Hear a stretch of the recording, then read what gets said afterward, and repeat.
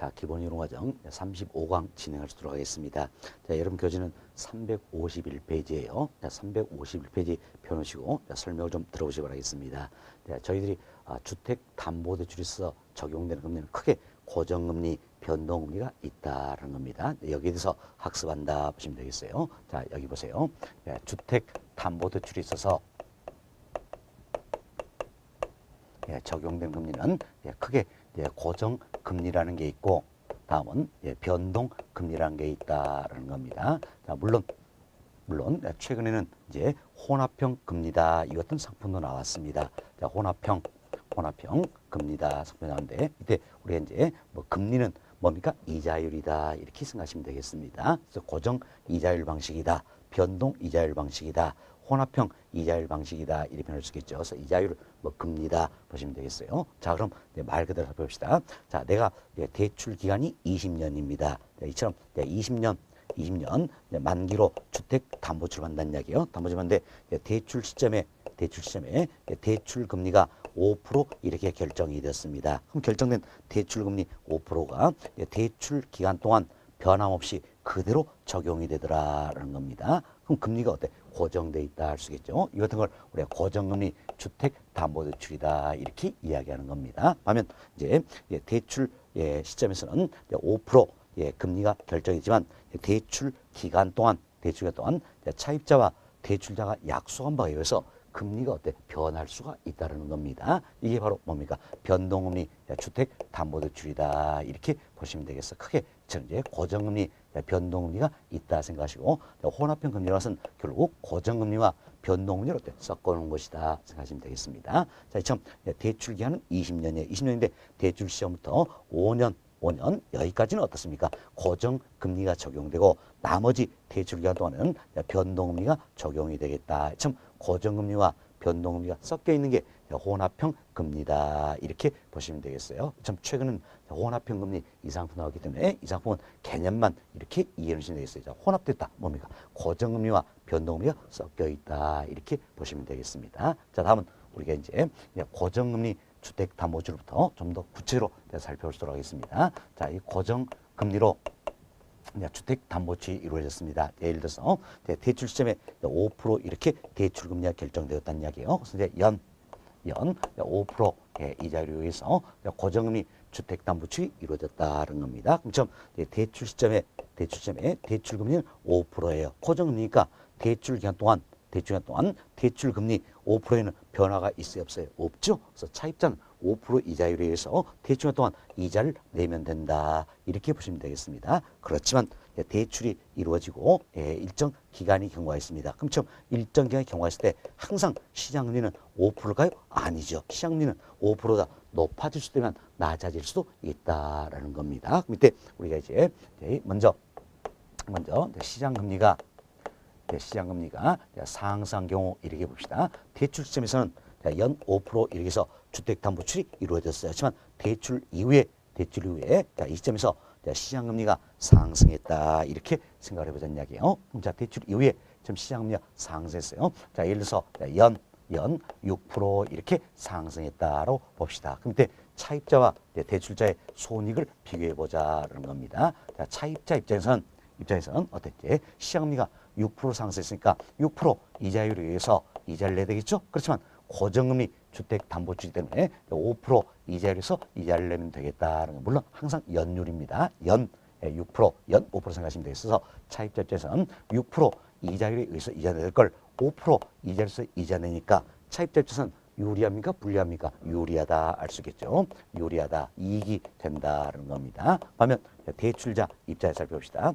대출자 입장에서는 6% 이자율에서 이자 받을 걸 고정금리가 5% 이자율에서 이자 받게 되더라는 거죠. 따라서 대출자는 어때? 불리하다, 손해를 보게 된다라는 겁니다. 자, 이를 우리가 이제 피셔 방정식 통해서 이해가 되셔야 된다라는 겁니다. 우리 지난 시간에 피셔 방정식 우리가 배웠습니다. 피셔 방정식은 어떻게 표현됩니까? 바로 명목금리는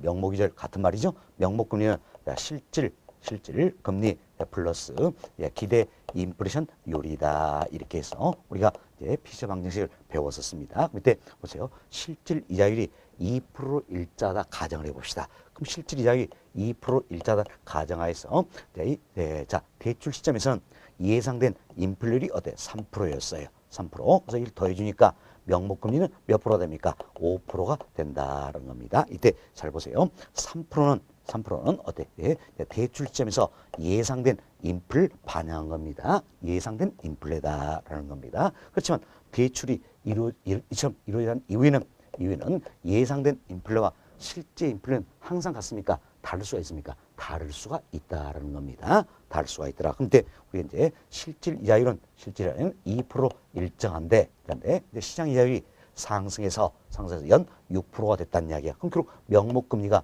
6%가 됐다는 이야기네요. 그럼 자 보세요. 이제 지금 실제는 2% 일자인데 명목금리가 6% 됐다는 이야기는 결국 인플레율이 몇 프로라는 이야기예요? 4%다 그 이야기지요. 그럼 이때 인플레율 4%는 뭡니까? 이제 실제 인플레가 되겠다는 겁니다. 자 여기 보세요. 당초 대출금리 5%에 결정됐어요. 이때 인플레율 3% 뭡니까? 예상된 인플레율이에요. 그렇지만 대출 이후에 이처럼 시장금리가 상승했다는 이야기야. 상승했다는 얘기는 예상보다 어때? 인플레가 심했다라는 겁니다. 그래서 과거에는 우리 시험에서도 시장금리가 상승한 이런 표현이 나옵니다. 그러나 최근엔 이런 표현은 잘 안 나옵니다. 이 예상보다 인플레가 어때? 더 심했다고 가정하자. 이런 표현이 나옵니다. 그럼 자 보세요. 예상보다 실제 인플레가 더 심하다면, 인플레율이 더 높다라면 이처럼 어때? 시장금리는 상승하게 된다는 겁니다. 그달자도 적용된 금리는 어때? 고정금리죠. 몇 프로입니까? 바로 5%가 적용이 된다. 그럼 5%가 적용이 되는데 현재 인플레는 몇 프로입니까? 4%가 되겠지요. 그럼 자 보세요. 실질금리는 몇 프로가 돼버린 셈입니까? 둘 합해서 어때? 5% 되니까 실질금리는 1%가 돼버린 셈이다. 이렇게 보시면 되겠습니다. 자 이처럼 이 예상보다도 잘 보세요. 자 대출점에 명목금리 5% 결정될 때 이때 3%는 예상 인플레였지요. 그리고 이때 4%는 실제 인플레라는 이야기예요. 지금 예상보다 실제 인플레가 더 높다면 시장금리가 어때? 상승하지요. 그렇지만 적용되는 고정금리이기 때문에 결국 어때? 실질금리가 좀 하락한 효과가 나타난다는 겁니다. 실질금리가 좀 하락한 효과가 나타나기 때문에 차입자 입장에서는 실제로 내는 금리가 낮아진 셈이 되겠지요. 그럼 실제로 내는 금리가 낮아지기 때문에 차입자 입장에서는 유리하다, 이익이 되는 겁니다. 반면 대출자 입장에서는 실제로 받는 금리가 낮아진 거죠. 그럼 대출자 입장에서는 실제로 받는 금리가 낮아지기 때문에 불리하다, 손해를 보게 된다. 이렇게 보시면 되겠습니다. 자, 그래서 피처 방식 1 통해서 이해를 하셔야 돼요. 다시 보세요. 자, 이처럼 예상보다 실제 인플레가 높다면 시장금리는 상승하죠. 그렇지만 적용된 금리는 고정금리 때문에 실질 금리가 낮아진, 자, 2%에서 1% 낮아진 효과가 나타난다. 그래서 차입자 입장에서는 실제로 내는 금리가 낮아지니까 유리하다, 이익이 되겠지요. 반면 대출자 입장에서는 실제로 받는 금리가 낮아지니까 불리하다, 손해를 보게 된다는 겁니다. 근데 대출자 입장에서는 무엇 때문에 불리할까요? 무엇 때문에? 바로 인플레에 대한 예측을 잘못했기 때문이라는 이야기예요. 만약에 대출 시점에, 자, 이처럼 대출자가 인플레를 4% 정확히 예측했다면 당연히 5% 이자에서 대출해주지 않았겠죠? 6% 이자로 적용되겠죠? 그렇지만 이처럼 인플레는 예측을 잘못했다는 이야기예요. 잘못했다. 이로 인해서 결국은 대출자는 불리하다, 손해를 보는 것이다라는 겁니다. 그리고 대출자가 불리하다, 손해를 보는 건 뭐 때문입니까? 바로 인플레에 대한 예측을 잘못했기 때문에서 대출자 입장에서는 인플레 위험을 안고 있다는 겁니다. 결국 이자율 변동 위험을 안고 있다라고 보시면 되겠습니다. 참 대출자 입장에서는 인플레 위험, 즉 이자율 변동 위험으로 인해서 불리하다라는 겁니다. 따라서 대출자는 시장에서 인플레 위험, 즉 이자율 변동 위험을 없애려고 그러겠죠. 그러나 생각해 보세요. 일개 시중의 힘으로 해서 물가 상승, 인플레 이를 막을 수 있어요, 없어요? 없다라는 겁니다. 그럼 대출자는 어떻게 할 것인가? 바로 이것은 인플레 위험, 즉 이자율 변동 위험을 차입자에게 전가시키고자 한다라는 겁니다. 그럼 어떤 방법을 통해서 차입자에게 전가할 것인가? 먼저 이 이자율을 조정하기도 합니다. 이자율을 조정하기도 합니다. 이자율이 조정된 상품도 여러 가지 있어요. 뭐 가변 이자율 방식이다, 재협정 이자율 방식 등등 여러 가지 있습니다. 그렇지만 우리가 지금 이자율 조정 상품을 총칭해서 어떤 변동금리 상품이다 이렇게 표현하는 겁니다. 변동금리 상품이다 이렇게 보시면 되겠어요. 그래서 이자율 조정 상품에 뭐 가변 이자율 방식, 재협정 이자율 방식 이런 게 있다 그랬죠? 그런 중요한 건 하나도 없어요. 하나도 없고 이자율 조정 상품을 총칭해서 뭐랍니까? 변동금리 상품이다 이렇게 생각하시면 되겠습니다. 다음은 이제 저당 잔액을 조정하기도 한다라는 겁니다. 참 잔액의 조정인 상품이 바로 가격 수준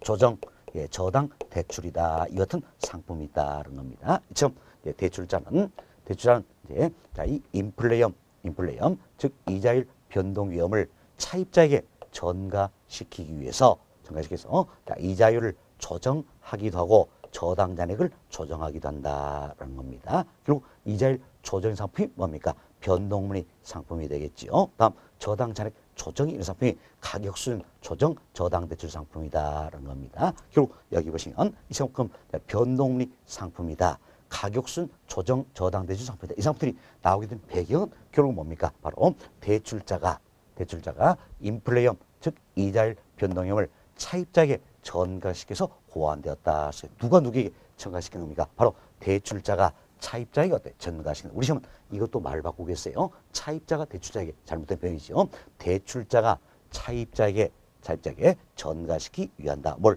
인플레이엄 즉 이자율 변동을 전가시키기 위한 것이다. 이렇게 보시면 되겠습니다. 다시 보세요. 자, 대출자는 자 이제 인플레이엄 즉 이자율 변동염을 차입자에게 전가시키기 위해서 이자율을 조정하기도 하고 저당 잔액을 조정하기도 한다는 겁니다. 이때 이자율 조정 상품이 변동금리 상품이고 저당 잔액 조정이 이런 상품이 가격 수준 조정 저당 대출 상품이다라는 겁니다. 근데 변동 상품은 무엇 때문에 나오게 됐을 것인가? 바로 이 대출자가 이 인플레이엄 즉 이자율 변동을 차입자에게 전가시켜서 고안되었다. 어떻게 전가시킨 겁니까? 이자율을 조정하면서 전가를 시키게 된다는 겁니다. 결국 우리가 이 내용을 보니까 대출자는 고정금리 상품 판매하는 걸 선호할까요? 변동금리 상품 판매하는 걸 선호할까요? 그렇죠? 변동금리 상품 판매하는 걸 선호한다는 겁니다. 그래서 시중에 자체적으로 만드는 상품 대부분 변동금리 상품이다. 이렇게 보시면 되겠습니다. 자, 그럼 여러분들이 또 이제 이 생각합니다. 아, 내가 은행에 가보니까 포스터 붙어 있습니다. 포스터 붙어 있는데, 자, 모기지론. 이런 상품이 포스터에 붙어 있네요. 자, 이 모기지론, 이 상품은 공식 명칭은 보금자리론이에요.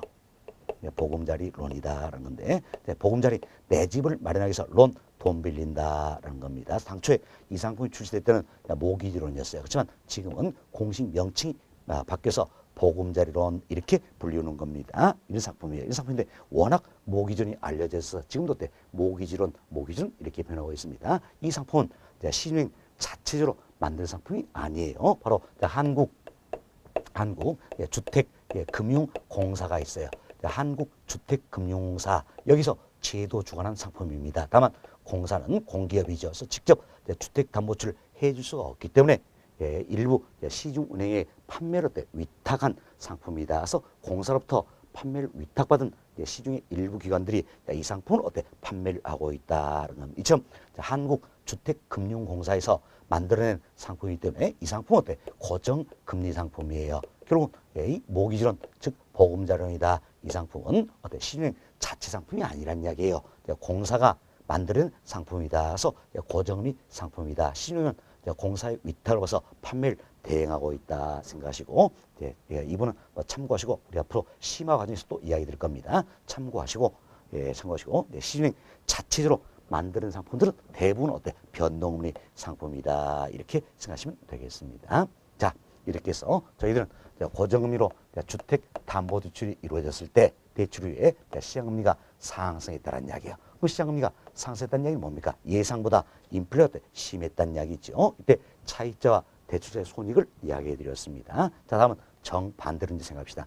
고정금리 연 5% 주택담보대출이 이루어졌어요. 그런데 대출 이후에 오히려 시장금리가 하락한 경우다. 이렇게 보시면 되겠습니다. 시장금리가 시장금리가 하락한 경우입니다. 자, 예를 들어서 연 4% 이렇게 시장금리가 하락했어요. 그럼 이때 차입자 그리고 대출자 입장에서 손익을 비교합시다. 자, 차입자는 돈 빌린 사람이죠. 대출자는 돈 빌려준 사람이다. 그래서 우리나라의 경우 주로 금융기관들이 대출자 역할을 담당하고 있다 보시면 되겠습니다. 자, 그럼 차입자 입장에서는 4% 이자로서 이자는 될 걸 고정금리 5%니까 어때? 고정금리 5%니까 5% 이자로서 이자를 내야 된다는 겁니다. 그럼 차입자 입장에서 4% 이자에 의해서 이자 낼 걸 5% 이자로서 이자 내니까 차입자 입장에서 불리하다.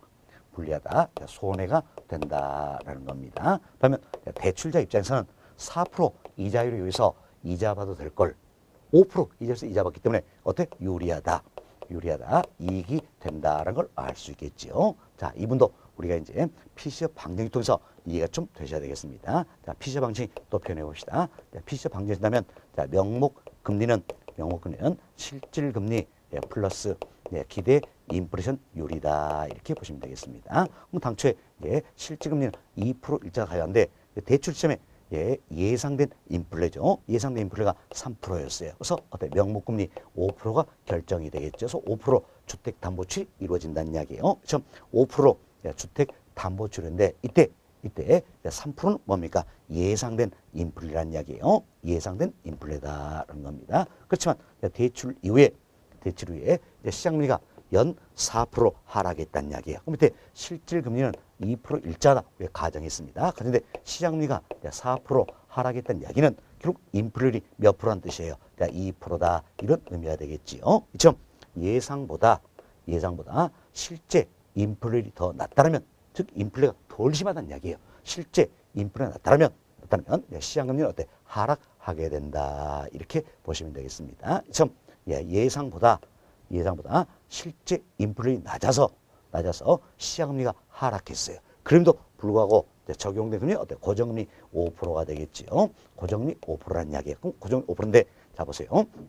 현재 인플레이는 몇 프로입니까? 2%죠. 2%다. 2%인데 이제 자 명목금리 5%라는 이야기는 실질금리가 얼마가 돼버린 셈이에요? 3%가 돼버린 셈이다. 알 수 있겠지요. 자 이처럼 예상보다도 실제 인플레이가 더 낮다면 시장금리는 어때? 하락한다는 이야기예요. 그렇지만 적용된 금리는 고정금리이기 때문에 결국 어때? 실질금리가 상승한 효과가 나타난다는 겁니다. 그렇죠? 실질금리가 상승한 효과가 나타나기 때문에 차입자 입장에서는 실제로 내는 금리가 상승하더라는 이야기예요. 그럼 어때? 불리하다, 손해가 되겠지요. 그렇지만 대출자 입장에서는 실제로 받는 금리가 상승하니까 어때? 유리하다, 이익이 된다라는 겁니다. 자, 이렇게 PCF 방정서 이해가 좀 되시면 되겠습니다. 자, 다음은 이제 이처럼 시장금리가 하락했어요. 이때 근본적으로 차입자는 어때? 불리하다, 손해를 보겠죠? 자, 항상 그런 것만은 아니더란 이야기예요. 차입자 입장에서는 이제 이런 생각을 하게 됩니다. 자, 보세요. 내가 대출받은 금리가 있지요. 내가 대출받은 금리가 있다는 겁니다. 대출금리 이걸 흔히 우리가 이제 저당 금리다 또는 약정 금리다 이렇게도 표현합니다. 우리 시험에서는 약정 금리 이 표현도 쓰고 있는 겁니다. 자 지금 몇 프로입니까? 고정금리 연 5% 여기서 지금 대출을 받았었죠. 그래서 대출금리는 고정금리 연 5%입니다. 연 5%인데 시장금리가 몇 프로입니까? 연 4%다라는 이야기. 이처럼 대출받은 금리보다 즉 약정 금리보다 시장금리가 더 낮다라는 이야기예요. 더 낮다. 그럼 이때 차입자는 어떤 생각할 것인가? 자 보세요. 4%짜리로 대출을 다시 일으킨다는 이야기예요. 이렇게 해서 5%짜리 어때? 이걸 갚아버리겠다라는 겁니다. 갚아버리겠다. 이걸 해서 우리가 뭘 할 것인가? 바로 조기 상환이다 이렇게 얘기하는 겁니다. 조기 상환이다라는 거예요. 조기 상환 어때? 만기 이전에 미리 상환한다 그죠? 조기 상환. 그래서 조기 상환을 우리가 만기 전 변제다 이렇게 표현하고 중도 상환이다 이렇게도 표현하는 거죠. 여러분들이 아마 이런 표현 많이 들어봤어요. 어떤 이제 대출 갈아타기다 이런 표현 들어보셨죠? 바로 이 부분이 되겠습니다. 그래서 이처럼 시장 금리가 더 낮다라면 싸게 빌려서 비싸게 빌린 걸 어때? 갚아버리고자 한다는 겁니다. 이게 바로 조기 상환이다. 이렇게 보시면 되겠습니다. 자, 그럼 시험 조기 상환, 즉 중도 상환이 이루어진 조건이 바로 뭡니까? 바로 시장 금리가 대출 금리인 약정 금리보다 높아야 돼요, 낮아야 돼요? 낮아야 된다는 이야기예요. 우리 시험 단골 메뉴예요. 자, 조기 상환, 즉 중도 상환을 위한 조건이 바로 뭡니까? 시장 금리가 대출 금리인 약정 금리보다 더 낮아야 된다는 이야기. 그래야지 내가 싸게 빌려서 비싸게 빌린 거 갚아버린다. 이렇게 보시면 되겠습니다. 그렇죠? 이제 시장 금리가 낮아진다면 어때? 차입자는 조기 상환을 생각을 하게 된다는 겁니다. 근데 조기 상환이 이루어집니다. 그럼 조기 상환이 이루어진다면 대출자 입장에서는 어떻습니까? 그만큼 수익성이 떨어지겠죠. 따라서 대출자 입장에서는 조기 상환에 따른 위험을 부담하게 된다라는 겁니다. 지금 조기 상환에 따른 위험은 누가 부담합니까? 바로 대출자가 부담하는 것이다. 알 수 있겠죠? 그럼 대출자는 조기 상환 위험을 직접 부담을 할까? 아니겠죠. 또 이걸 차입자에게 넘긴다냐? 그래 좋다. 너 조기 상환 해라. 대신에 수수료 내라는 거지요. 수수료. 그래서 조기 상환 위험을 차입자에게 전가시키기 위해서 어때? 조기 상환 또는 중도 상환 수수료다. 이 같은 제도를 도입하게 된다. 이렇게 보시면 되겠습니다.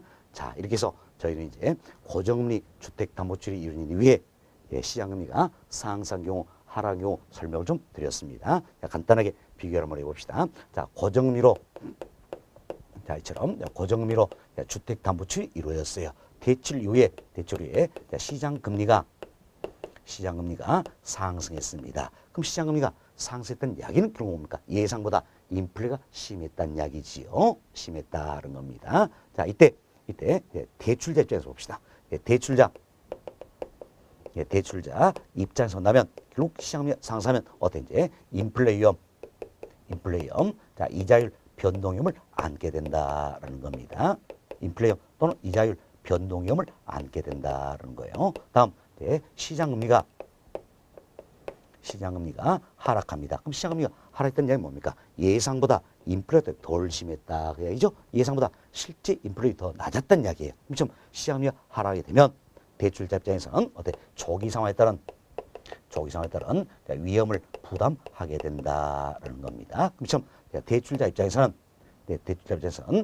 이제 이 위험을 직접 부담을 합니까? 안 합니까? 안 하겠죠. 결국 전가를 시켜자 누구에게? 차입자에게 전가시키게 된다. 그래서 이 인플레이엄, 자, 이자율 변동률을 차입자에게 전가시키기 위해서 어때? 이제 이자율을 조정하거나 저당 잔액을 조정한다. 그래서 변동의 상품을 판매하는 걸 선호하게 된다. 보시면 되겠습니다. 다음은 자, 조기 상환 위험을 차입자에게 전가시키기 위해서 어때? 조기 상환 수수료를 부여하기도 한다라고 보시면 되겠습니다.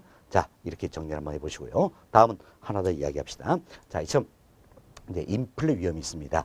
이 인플레는 누가 부담할 것인가 이 문제예요. 자, 인플레 위험인데 고정금리 하에서는 인플레는 누가 부담합니까? 바로 대출자가 부담하게 된다라는 겁니다. 그렇지만 변동금리가 적용이 되면 인플레임을 누가 부담합니까? 결국 차입자가 부담하게 된다는 거죠. 자, 잘 보세요. 대출자는 이것은 인플레 위험을 차입자에게 전가시켜서 이자율을 조정한다. 그래서 변동 상품을 판매하게 된다는 이야기예요. 결국 변동금리 상품은 어때? 인플레임을 차입자에게 전가시 상품이죠. 그럼 변동금리 상품은 인플레임을 누가 부담합니까? 차입자가 부담하게 된다는 겁니다. 그래서 이 인플레임을 누가 부담할 것인가? 잘 보세요. 고정금리 하에서는 누가 부담합니까? 대출자가 부담한다는 거죠. 그렇지만 변동금리가 적용되면 차입자가 부담하게 된다. 그래서 인플레임을 대출자는 차입자에게 전가시켜서 변동의 상품을 판매하는 걸 선호한다. 이렇게 이해하시면 되겠습니다. 자, 이렇게 해서 저희들이 이제 고정금리 상품은 정리를 다 해드렸어요. 교재 통해서 한 번 더 복습하도록 하겠습니다. 자, 여러분 교재 351페이지입니다.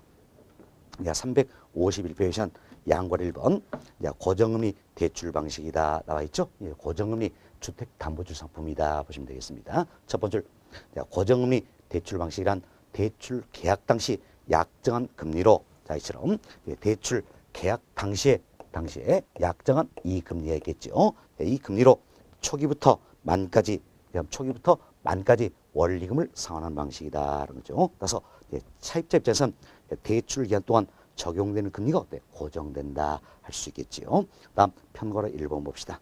편과로 1번. 시장금리가 상승할 경우다. 우리 여기서 설명드린 내용이에요. 시장금리가 상승할 경우다라는 거죠. 자, 첫 번째 보세요. 대출 시점에 예상 인플레보다 실제 인플레이 높으면 자, 이처럼 대출 시점에 예상 인플레보다 실제 인플레가 더 높다는 이야기. 높으면 시장금리는 상승하죠. 그렇지만 적용되는 금리는 즉 대출 금리는 고정 금리이기 때문에 실질 금리가 어때? 하락한 효과가 나타난다. 참 실질 금리가 하락한 효과가 나타난다는 겁니다. 그래서 차입자는 어때? 유리하다. 이익이 되겠지요. 반면 대출자는 불리하다. 손해를 보게 된다는 겁니다. 그리고 실질 금리가 이처럼 2%라는 가정하에서 예를 들어서 박스에 나와 있는 내용이 있어요. 이 박스 내용이 저희들이 어때? 지금까지 여기서 설명됐던 이 내용이다 생각하시고 박스 내용 한번 읽어보시면 되겠습니다. 자, 다음 동그라미 1번 봅시다. 시장금리가 약정금리 높아지면 자, 약정금리 뭡니까? 대출금리가 되겠지요. 대출금리 연 5%입니다. 이 사례를 보면 연 5%다라는 겁니다. 이처럼 시장금리가 대출금리가 높아졌다는 이야기예요. 높아지면 대출기간의 수익성은 악화된다 해서 대출자는 어때? 불리하다. 손해를 보게 된다라는 겁니다. 동그라미 2번. 예상보다 인플레가 심할 경우 이처럼 예상보다 실제 인플레가 더 심하다는 이야기예요. 심하다. 그럼 실질금리가 어때? 하락하는 위험이 있지요. 그래서 대출자 입장에서는 어때? 불리하다. 손해를 보게 된다라는 겁니다. 동그라미 3번. 대출자는 인플레 위험. 자, 이처럼 대출자는 자, 인플레 위험, 즉 이자율 변동 위험을 차입자에게 전가시키기 위해서 이자율 또는 어때? 저당 잔액을 조정하는 상품을 판매한다. 이렇게 보시면 되겠네요. 자, 다음 페이지 봅시다.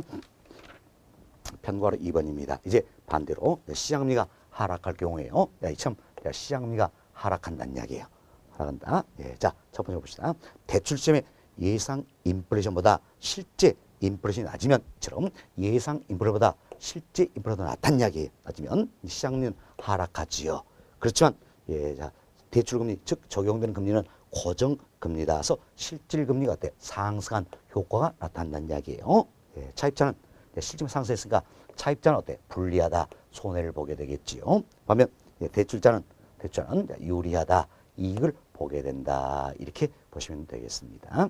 자, 다음은 실질금리가 2%를 가정해서 예를 들어보자 해서 박스 내용이 있죠. 바로 우리가 여기서 설명드린 사례가 되겠습니다. 이내도 박스 내용은 여러분 한번 읽어보시기 바라겠어요. 동그라미 1번.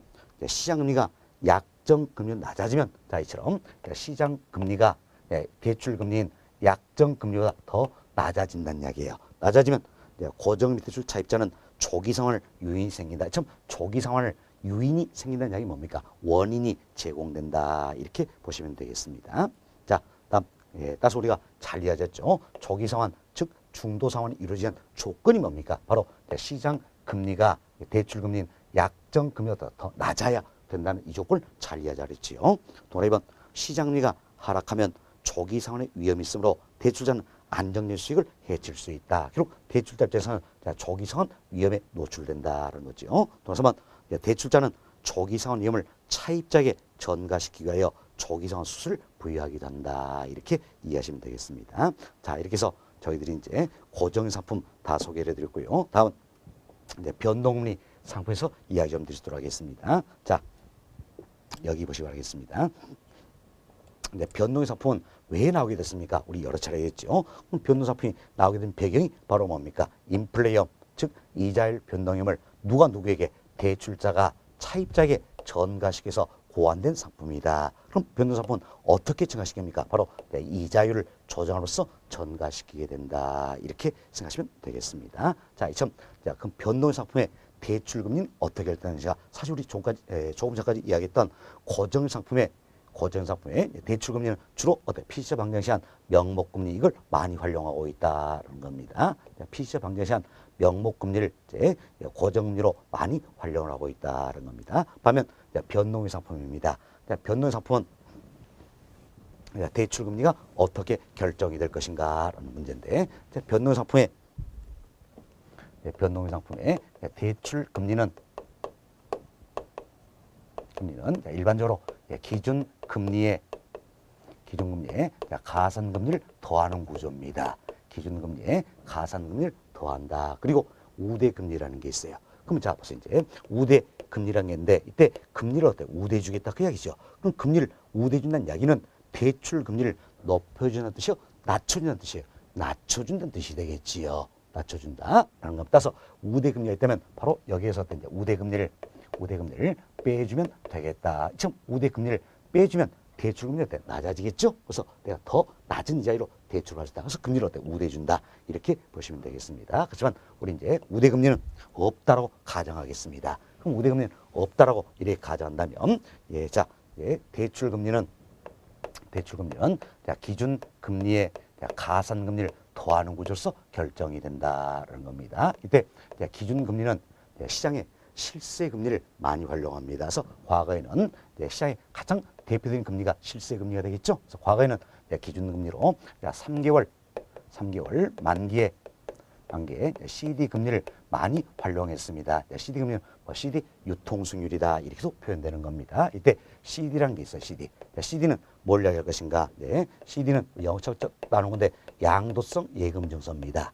양도성 예금 증서다라는 이야기예요. 그럼 자 우리 이런 생각합시다. 은행에서 자금을 조달하는 방법이 여러 가지 있다는 이야기예요. 그 중에 하나로서 이것은 양도성 예금에서 CD를 발행하고 자금을 조달한다라는 겁니다. 결국 어때? CD 금리 자체는 뭡니까? 그럼 은행 입장에서는 자금 조달 비용이 된다 이렇게 보시면 되겠어요. CD 금리는 자금 조달 비용이다 이렇게 보시면 되겠습니다. 이때도 CD도 만기가 다양합니다. 그런데 가장 대표적인 만기가 바로 3개월짜리다 이렇게 보시면 되겠어요. 그래서 과거에는 이처럼 변동상품에서 기준금리로 3개월 만기에 CD금리를 많이 활용했습니다. 많이 활용했는데 이런 문제점이 있다는 이야기예요. 은행에서는 자금을 조달합니다. 그럼 자금 조달인데 과거에는 CD 발행을 통해서 자금을 많이 조달했어요. 그럼 이때 CD금리가 자금 조달 비용을 대표하는 겁니다. 크게 문제가 있겠죠. 그러나 시간이 지나서 CD 발행을 통해서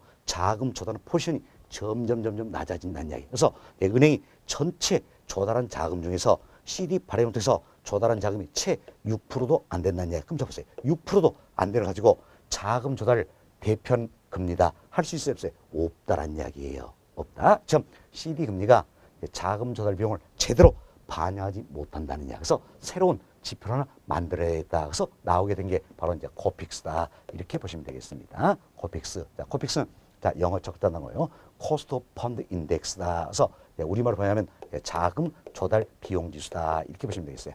자금 조달 비용 지수다. 이렇게 보시면 되겠습니다. 자, 이때 코픽스라는 게 있는데 코픽스도 크게 세 가지가 있습니다. 잔액 기준 코픽스라는 게 있고 다음은 신규 취급액 기준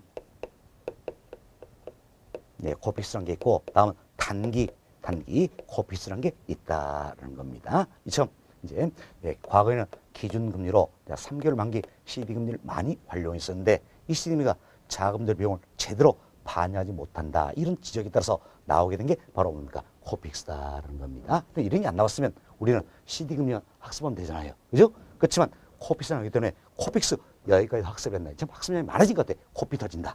이 생각하세요. 코피 터진다. 이 생각하시면 되겠습니다. 그래서 코픽스 이 자체를 기준금리로 최근에 많이 활용하고 있다는 겁니다. 코픽스는 세 가지가 있죠. 잔액 기준 코픽스, 신규 취급 기준 코픽스, 단기 코픽스가 있더라. 그럼 자, 이것은 잔액 기준 코픽스를 기준금리로 활용한 상품도 있고 신규 취급 기준 코픽스를 기준금리로 활용한 상품도 있고 단기 코픽스를 기준금리로 활용한 상품도 있다는 얘기예요. 최근엔 여기는 잔액 기준 코픽스와 신규 취급 기준 코픽스 이걸 혼합해서 또 기준금리로 쓰는 상품도 있더라. 이렇게 참고만 해보시면 되겠습니다. 자, 그럼 이때 보세요. 이제 3개월 만기 CD금리다. 여튼 CD금리는 금융투자협회입니다. 자, 금융투자협회다. 여기서 이제 매일마다 발표를 하고 있다는 겁니다. 영업일 기준이에요.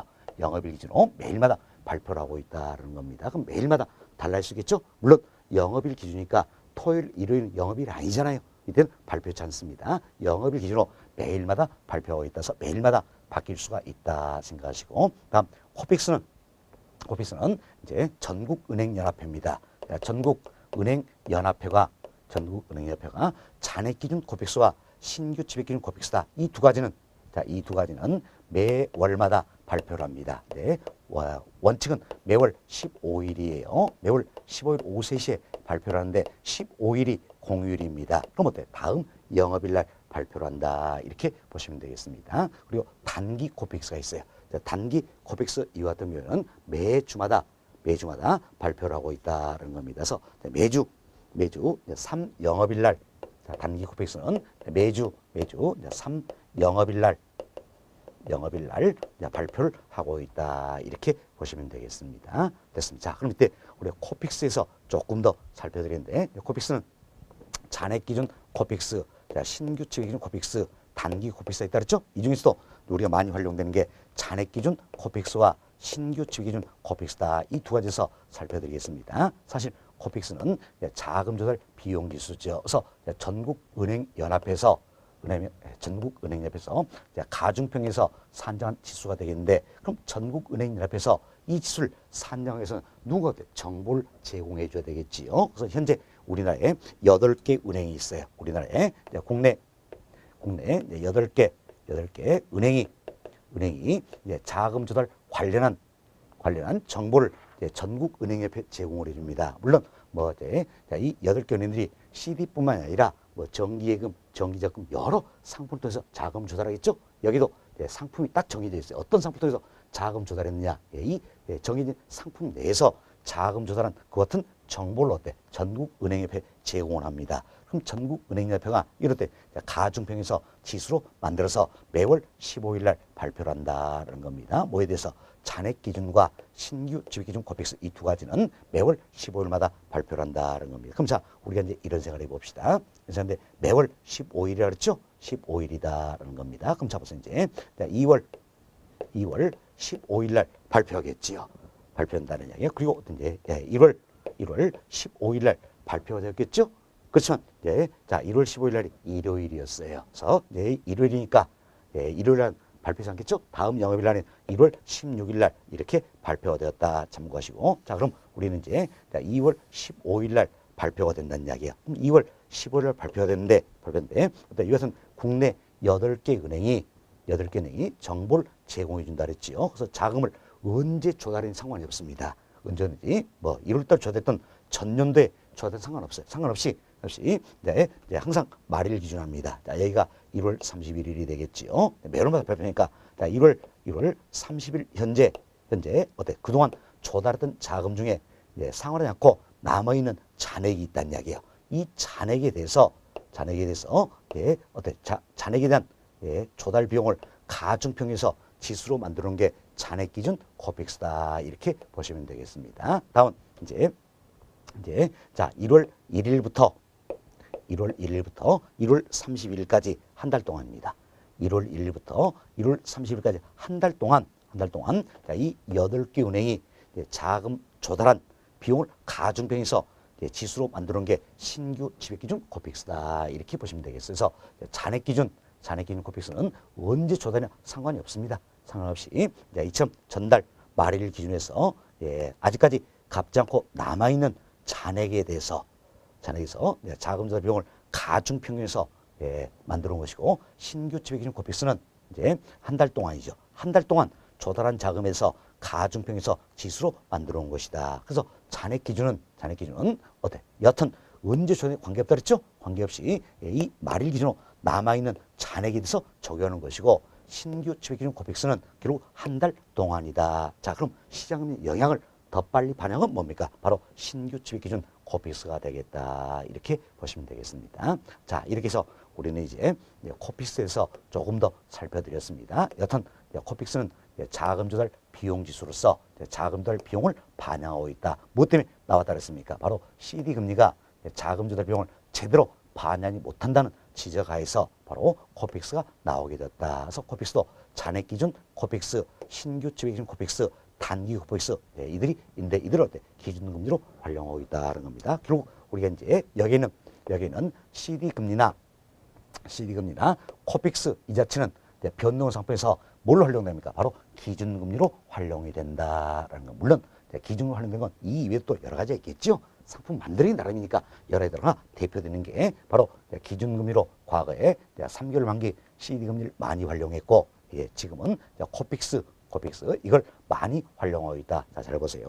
자, 변동금리 상품에서 CD금리라든지 코픽스는 대출금리입니까? 기준금리입니까? 바로 기준금리가 된다. 이렇게 보시면 되겠습니다. 기준금리가 된다. 이렇게 생각하시고, 다음은 이 보세요. 자, 변동금리 상품은 이자율 조정이 이루어진 상품이라 했어요. 그럼 어떻게 이자율 조정할 것인가? 바로 이자율 조정 주기에 따라서 이자율 조정이 이루어진다는 건데, 자, 3개월 만기 CD 금리를 활용한다면 몇 개월마다? 그리고 3개월마다 자, 3개월마다 이자율을 조정하겠다. 이런 의미가 되겠습니다. 다음, 잔액 기준 코픽스나 신규 지배인 코픽스 이 같은 코픽스를 기준금리 상품은 대체로 이제 6개월, 12개월마다 이자율 조정하겠다. 이게 주력 상품이에요. 6개월 또는 12개월마다 이자율 조정하겠다. 이게 주력 상품이다. 그럼 예를 들어서 이제 자, 6개월 잔액 기준 코픽스를 기준금리로 활용하고 있으면 몇 개월마다 6개월마다 이자율 조정하겠다는 겁니다. 다음 이제 12개월 신규 지배 기준 코픽스를 기준금리로 쓰고 있습니다. 그럼 몇 개월마다 12개월마다 이자율 조정하겠다는 겁니다. 참 이자율 조정 주기에 의해서 결국 어때요? 기준금리는 변할 수 있어요, 없어요? 있다라는 이야기여서 여기가 변동이다. 이렇게 보시면 되겠습니다. 참 기준금리는 자금 조달 비용을 반영한 부분이죠. 반영해서 발표 내용 그대로 따라가는 겁니다. 발표 내용 그대로 따라가는데 이자율 조정 주기에 의해서 기준금리는 변할 수 있다는 겁니다. 자, 그럼 보세요. 기준금리는 결국 어때? 자금 조달 비용을 반영한 부분이 되겠지요. 그렇지만 대출자, 즉 은행 입장에서는 대출을 하는 여러 가지 위험들이 따른다. 그럼 위험을 고려해서 추가적으로 받고자 하는 부분이 있다는 이야기예요. 이게 바로 뭡니까? 가산금리가 된다. 이렇게 보시면 되겠습니다. 그래서 이 은행 입장에서 가산금리 결정하는데 여러 가지 요인들을 고려합니다. 그럼 여러 가지 요인을 고려하는데 가장 크게 영향을 주는 바로 차입자의 신용도라는 이야기예요. 그렇죠? 차입자의 신용도가 자 누굽니까? 차입자죠. 차입자의 신용도가 높다라는 이야기예요. 그럼 차입자의 신용도가 높을수록 대출자 입장에서는 대출 관련 위험이 커지가 작아지가요? 작아지겠죠? 신용도 높을수록 대출 관련 위험은 작아진다. 참 위험이 작아지기 때문에 당연히 가산 금리를 낮춰주겠지요. 그럼 위험이 작으니까 대출자도 위험에 대한 대가 적게 받겠다는 이야기예요. 그럼 가산금리가 낮아지면 자, 가산금리가 낮아지면 더해준 값이니까 대출금리가 대출금리가 낮아진다. 이렇게 보시면 되겠습니다. 자, 반면 차입자의 신용도가 신용도가 안 좋다는 이야기. 과거에 연체 실적도 많고 지금 현재 취업 상태도 불안정하다는 이야기. 처음 차입자의 신용도가 안 좋으면 될수록 대출자 입장에서는 대출은 위험이 커지겠지요. 그럼 위험에 대한 보상을 더 많이 받고자 하겠네요. 그래서 가산금리를 높여간다. 참 가산금리가 높이면 대출금리는 상승하게 된다. 이렇게 보시면 되겠습니다. 자, 이렇게 해서 가산금리는 개별은행 자체적으로 결정하는 겁니다. 사실 조건이 왔을 때는 기준금리는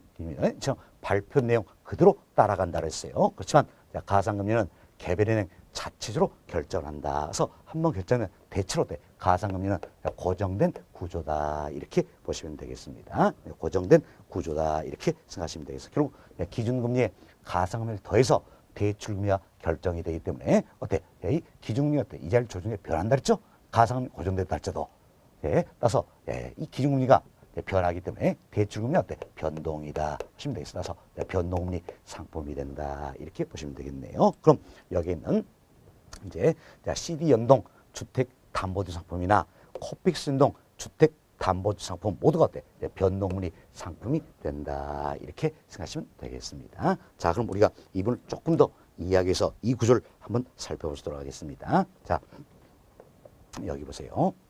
자, 여기가 대출 시점입니다. 대출점에서 우리는 조금 쉽게 이야기해서 이제 3개월 만기 CD 금리를 기준금리로 쓴다. 이렇게 한번 생각합시다. 사실 현실적으로 보면 코픽스로 기준금리로 더 많이 쓰고 있죠. 더 많이 쓰고 있는데 이건 주력 상품이 6개월, 12개월마다 이자율 조정이 이기 때문에 6개월마다 이자율 조정한다. 그럼 그림이 좀 복잡해집니다. 그래서 3개월마다 이자율 조정이 이루어지는 이 3개월 만기 CD 금리를 기준금리로 쓰고 있다. 이렇게 가정을 해보자는 이야기예요. 가정인데 이때 이제 대출 시험에 자 이날 금융투자협에서 발표한 3개월 만기 CD 금리가 1.40%라는 이야기예요. 그럼 자 1.40% 이 기준금리가 되겠죠. 여기에 가상금리 더해서 어때? 대출금리가 결정이 된다. 그래서 가상금리는 개별은행 자체로 결정한다 했어요. 1.70%다. 이 결정됐어요. 그럼 둘을 합해서 때 대출금리가 결정이 되겠죠. 얼마입니까? 3.10%다. 물론 연율입니다. 연 3.10%다라는 겁니다. 그럼 자 이처럼 대출 시점에 연 3.10% 이렇게 이자율이 결정이 됐어요. 결정되면 어때 이제 자 3개월 만기 CD 금리를 지금 우리가 기준금리로 활용한 상품이다 이야기 드렸죠. 그럼 3개월마다 이자율 조정이 이루어지기 때문에 첫 번째 달, 두 번째 달, 세 번째 달 여기까지는 이제 어때 연 3.10% 이자율에 의해서 이자를 내게 된다는 겁니다. 그리고 3개월이 되는 이날 다시 이자율 조정이 이루어진다는 거예요. 그래서 이날 3개월인 이날 금융투자 발표한 CD 금리를 살펴보니까 1.45%더라는 이야기예요. 1점 급등했죠. 1.45%더라는 겁니다. 여기에 가상금리 1.70% 적용하니까 3.15%가 되겠죠. 그럼 자 이때는 연 3.15% 이자율이 결정이 된다는 이야기예요. 이자율 결정되면 또 3개월마다 이자율 조정이 이루어지기 때문에 자 지금 3개월 만기를 쓰고 있으니까 3개월마다 이자율 조정이 이루어진다는 이야기예요. 그럼 자 첫 번째 달, 두 번째 달, 세 번째 달 여기까지는 3.15% 이자율을 쓸 때 이자를 낸다는 이야기예요. 낸다. 그리고 이제 3개월이 된 날 다시 이자율 조정이 이루어진다는 겁니다. 그럼 이날 또 금융투자협에서 발표한 CD금리 살펴보니까 1.43%더라는 이야기예요. 그럼 여기에 가상금리 1.70% 더니까 3.13%가 되겠다. 그래서 이제 연 3.13% 이자율에 의해서 다시 또 첫 번째, 두 번째, 세 번째 달까지 또 이자를 내겠고 세 번째 달이 된 날 이날 어때? 또 이자율 조정이 이루어진다. 이렇게 보시면 되겠습니다. 그럼 이때 보니까 이제 이것은 3개월 만기의 CD 금리다. 이것은 기준금리는 변할 수 있어요, 없어요? 있죠? 지금 기준 금리는 변할 수가 있다라는 겁니다. 그래서 기준금리는 이자율 조정에서 변할 수가 있다라는 이야기예요. 반면 가상금리는 개별은행 자체로 결정한다 해서 한번 결정 대체로 고정된 구조다. 그럼 둘을 합해서 대출 금리가 결정이 되기 때문에 어때? 이제 둘 합해서 대출 금리가 결정이 된다라는 겁니다. 그래서 대출 금리는 어떻습니까? 둘 합하니까 어때? 변하고 있죠? 뭐 때문에? 기준 금리가 이자율 조정에서 변하기 때문이다. 그래서 대출 금리는 변한다. 그래서 변동금리 상품이다. 이렇게 보시면 되겠습니다. 그때 대출자 입장을 한번 생각합시다. 자, 항상 금융표에서는 누구 입장이냐 이게 중요한 겁니다. 대출자 입장에서 살펴보면 이때 이자율 조정 주기가 긴 걸 원할까요? 짧은 걸 원할까요?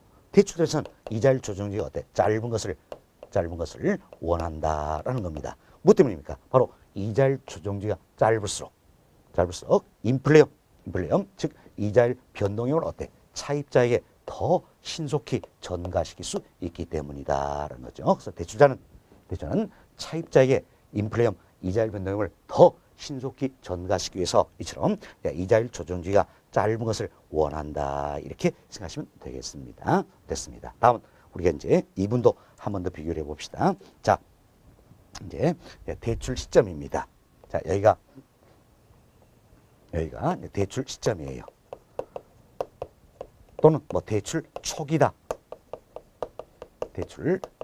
이렇게 됩니다. 다른 조건 다 같습니다. 다 같은데 오로지 고정 금리가 적용되느냐, 변동 금리가 적용이 되느냐 이 차이만 있다라고 봅시다. 자, 근데 보세요 이제 인플레 위험입니다. 인플레 위험을 고정 금리하에서는 누가 부담한다 했습니까? 대출자가 부담을 하게 된다. 반면 변동금리가 적용되면 인플레 위험을 어때? 차입자가 부담을 하게 된다라는 겁니다. 자, 보세요 이제 그럼 우리가 대출자 입장에서 살펴봅시다. 대출자 입장에서는 고정 금리 주택담보대출이 이루어지면 대출자 입장에서는 인플레 위험을 부담하고 있잖아요. 그렇지만 변동금리는 어때? 변동금리는 인플레 위험을 차입자 부담하니까 대출자는 어때? 부담하지 않는다는 이야기예요. 그죠? 따라서 대출자 입장에서는 입장에서는 고정금리와 변동금리 중 상대적으로 위험이 어디가 더 클까요? 상대적으로 대출 입장에서는 위험은 어때? 고정금리가 더 크다는 이야기예요. 그죠? 왜? 예, 인플레이션을 대출자가 어때? 고정금리는 부담하기 때문이다. 이처럼 고정금리 상품은 인플레이션을 대출자가 부담하기 때문에 대출자 입장에서는 예, 고정 상품이 변동 상품에서 위험이 더 크다는 이야기야. 그럼 자, 예, 고정 상품이 대출자 입장에서는 예, 변동 상품보다 위험이 더 크기 때문에 이 위험에 대한 추가적인 대가를 더 받으려고 했지요. 따라서 예, 대출 시점, 대출 초기 기준다면 고정금리가 변동금리가 더 높다. 이렇게 보시면 이것도 우리 시험 단골 메뉴예요. 잘 기억해야 됩니다. 대출 시점, 대출 초기를 기준한다면 고정금리와 변동금리 중 어디가 더 높습니까? 고정금리가 더 높다. 왜? 고정금리가 적용됐을 때 대출자가 그만큼 위험을 더 많이 부담하기 때문에 대출은 예, 더 높은 이자율로 이자 받고자 하겠죠. 그래서 예, 대출 시점, 대출 초기를 기준한다면 고정금리가 변동금리가 더 높다는 이야기예요. 결국 예, 변동금리가 더 낮다. 이렇게 해서 잘 이해해 주시면 되겠습니다. 자, 여기까지 말씀드리면 고정금리, 변동금리 설명은 다 드렸어요. 자, 교재 통해서 간단하게 반복습 할 수 있도록 하겠습니다. 여러분 교재 352페이지를 보세요. 자, 352페이지는 양고리 2번 변동금리 대출 방식이다 나와 있죠. 첫 번째로 봅시다.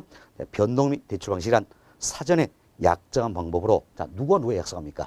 대출자와 차입자 간에 약속하겠지요. 일정 기간마다 대출금리를 조정하는 방식이다. 자, 예를 들어서 네, 기준금리로 3개월 만기 CD금리를 쓰겠다는 야. 그럼 어때? 3개월마다 3개월 이자를 조정하겠다. 이렇게 서로 약속하는 거죠. 예, 좀 일정 기간마다 대출금 조정하는 방식이다라는 겁니다.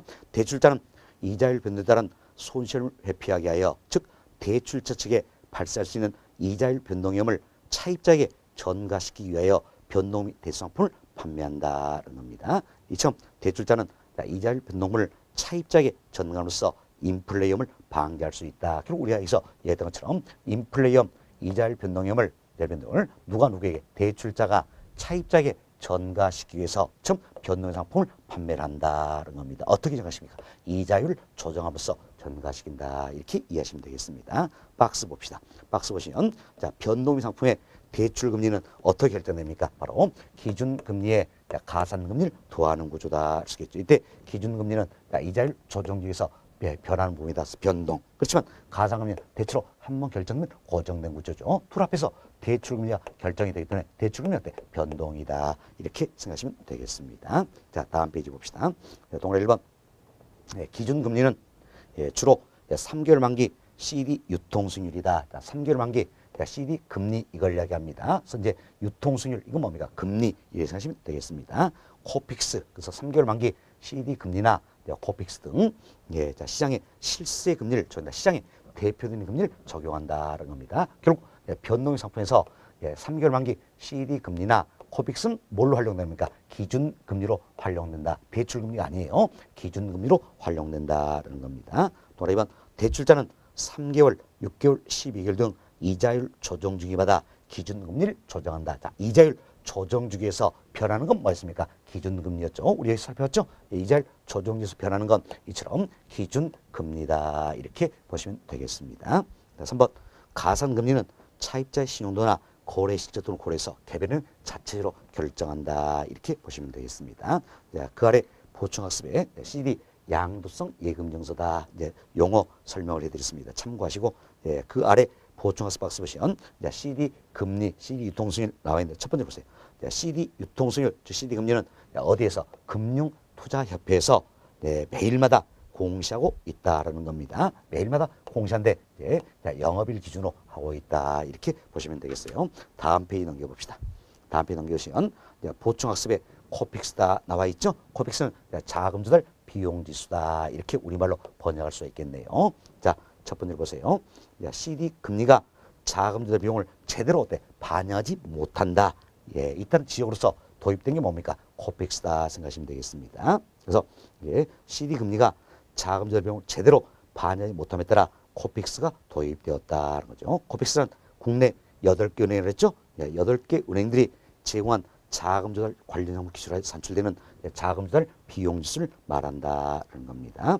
자, 코픽스는 국내 8개 은행의 자금 조달 비용을 반영한 금리수로 주택담보대출 시 뭘로 활용됩니까? 바로 기준금리로 활용된다. 대출금리가 아니라 그랬죠? 또 코픽스는 기준금리로 활용되고 있다. 이렇게 보시면 조심하셔야 됩니다. 우리 시험 한 번 더 대출금리 이런 표현이 났어요. 아니죠. 코픽스는 변동상품에서 뭘로 활용되는 겁니까? 기준금리로 활용이 되고 있다. 이렇게 보시면 되겠습니다. 그 다음 점 봅시다. 코픽스는 잔액기준 코픽스와 신규 취득기준 코픽스, 단기 코픽스로 구분하며 어디에서? 전국은행연합회에서 공시한다는 겁니다. 동그라미 1번 보세요. 이제 용어 설명입니다. 자, 우리 설명드렸죠? 잔액기준 코픽스라는 것은 정보 제공은행들의 월말 자금 조달 잔액에서 처음 월말 자금 조달 잔액이 있겠죠. 잔액에 대해서 적용된 금리를 가중평균한 금리수가 되겠습니다. 동그라미 2번 신규 취득기준 코픽스라는 것은 정보 제공은행들의 월중 한 달 동안이죠. 한 달 동안 신규로 조달한 자금에 적용된 금리를 가중평균한 금리수다 할 수 있겠습니다. 다음 동그라미 3번 단기 코픽스란 정보 제공들의 주간 일주일이 되겠죠. 신규로 조달한 자금에 있는 금리를 가중평균한 금리수를 말한다. 참고하시고 다음 동그라미 6번에 하단 내려있어. 동그라미 6번에 기억본 보세요. 잔액 기준 그리고 신규 취득 기준 코픽스 이 두 가지는 어떻습니까? 두 가지는 매월마다 발표된다죠. 매월 15일이다라는 겁니다. 공휴일인 경우에는 다음 영업일 날 발표를 하게 된다. 님은 단기 코픽스 이와 같은 경우에는 매주 3영업일 날 발표를 하고 있다. 이렇게 참고하시면 되겠습니다. 다음 페이지 봅시다. 평가로 2번. 자, 민간금융기관의 CD연동 주택담보대출이다. 이건 결국 뭘 이야기합니까? 이 CD금리를 기준금리로 쓰는 상품이다 할 수 있겠죠. 그래서 동그라미 1번 기준금리는 일반적으로 3개월 만기에 CD금리를 적용함으로 3개월마다 기준금리가 조정된다. 참 3개월 만기에 CD금리 올려면 이 3개월마다 기준금리가 조정된다 할 수 있겠죠. 이때 CD 유통수익률 즉 CD금리가 상승하면 자 유통수익률 금리로 생각하시면 된다 했죠. 그럼 자 보세요. CD 유통수익률이 상승한다냐. 즉 CD금리가 상승하면 당연히 기준금리 쓰기 때문에 기준금리가 상승하겠죠. 그럼 어때? 대출금리도 상승하게 된다. 이런 내용이에요. 그래서 CD 유통수익률 즉 CD금리 상승하면 CD금리를 기준금리라는 변동금리 주택담보대출의 금리는 상승한다는 거죠. 자, 동그라미 3번 가상금리는 차입제 신용도나 거래시도 고려하여 민간금융기관이 자체적으로 결정한다 했습니다. 동그라미 4번 CD연동 주택담보대출은 자 기준금리로 뭘 씁니까? CD금리를 쓰기 때문에 변동금리 상품이다. 이렇게 보시면 되겠습니다. 다음 편고로 3번 봅시다.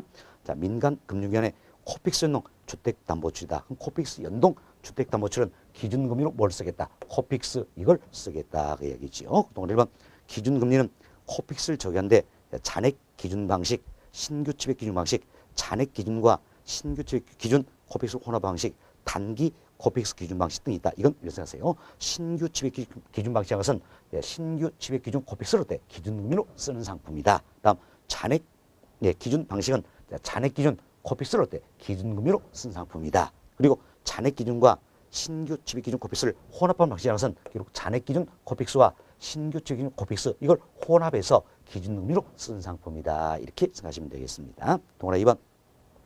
동그라미 2번.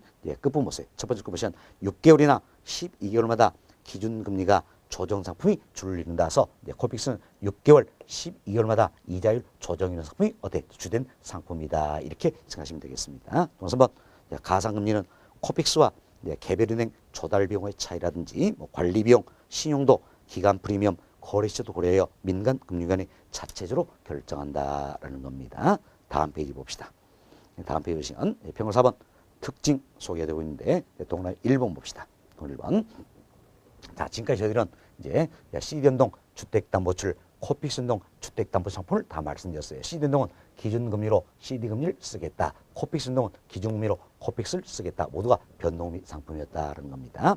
자, 평균 4번 특징입니다. 동그라미 1번 변동금리 주택담보대출 이자율의 조정주기가 짧을수록 이처럼 이자율의 조정주기가 짧을수록 이자율 변동이면 대출자에서 차입자로 신속히 증가된다. 따라서 대출자들은 짧은 조정주기를 원한다. 이렇게 설명드렸죠. 다음 동그라미 3번 잘 기억합시다. 일반적으로 대출 시점 또는 대출 초기지요. 처음 대출 시점, 대출 초기에 고정금리 주택담보대출의 금리는 변동금리 주택담보대출의 금리는 없다. 그래서 고정금리가 변동금리가 더 높다라는 이야기예요. 높다. 그럼 결국 고정금리가 더 높다는 이야기는 변동금리가 더 낮다 이야기죠. 따라서 변동금리를 적용할 경우 고정금리를 적용할 때보다 대출 초기 어떤 이자 비용은 낮아진다. 왜? 변동금리가 더 낮기 때문이다. 이렇게 이해하시면 되겠습니다. 됐습니다. 자, 여기까지 설명을 드리면 본 기본이론 과정에서 여러분께 고정금리 변동의 상품 다 정리가 되었습니다. 여기까지 말씀드리고 다음 시간에는 세 번째부터 나와 있는 주택담보출과 위험 여기서부터 말씀을 좀 드리도록 하겠습니다. 자, 이번 시간은 여기서 마무리합니다.